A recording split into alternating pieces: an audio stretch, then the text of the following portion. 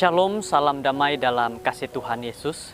Puji syukur pada hari ini kita dapat bersama-sama di dalam renungan harian kita.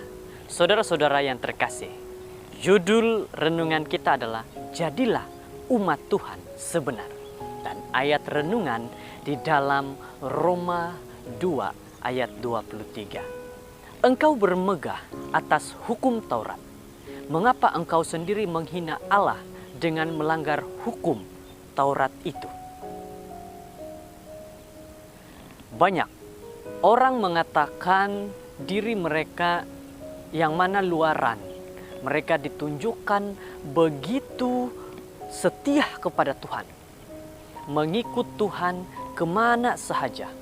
Tetapi mereka sebenarnya tidak seperti itu.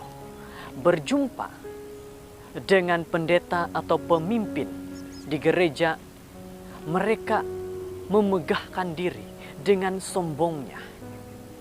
Mereka mengatakan bahwa mereka dengan melayani sepenuh di luar gereja.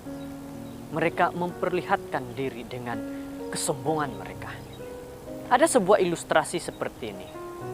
Pada masa mudanya, John Philip Sousa, cucu daripada komposer dan juga konduktor besar Amerika yang mempunyai nama yang sama, menerima uang dalam jumlah besar sebagai pemimpin band tetamu. Namun, hati nuraninya tidak tenang. Ia tahu bahwa ia diminta untuk memimpin hanya karena datuknya, kakeknya yang terkenal itu, bukan karena kemampuan dirinya sendiri.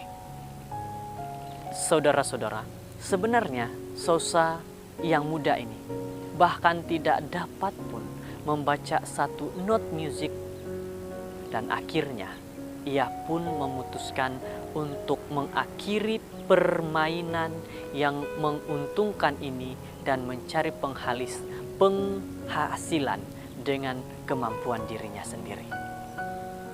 Maka, saudara-saudara, pernahkah berpura-pura menjadi orang lain? Dapatkah kamu menyamar sebagai seorang murid Yesus yang taat, sementara sesungguhnya kamu adalah seorang penipu rohani? Pertanyaan yang baik bagi kita.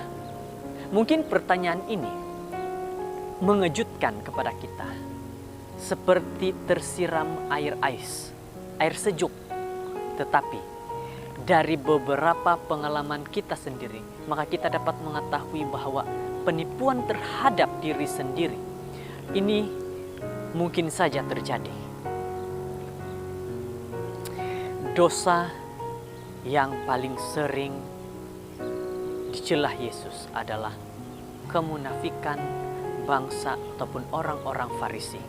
Mereka memainkan peranan sebagai orang-orang yang takut akan Allah, tetapi tidak hidup dalam kekudusan dan juga ketaatan kepada perintah-perintahnya Tuhan, kepada hukum-hukum Tuhan.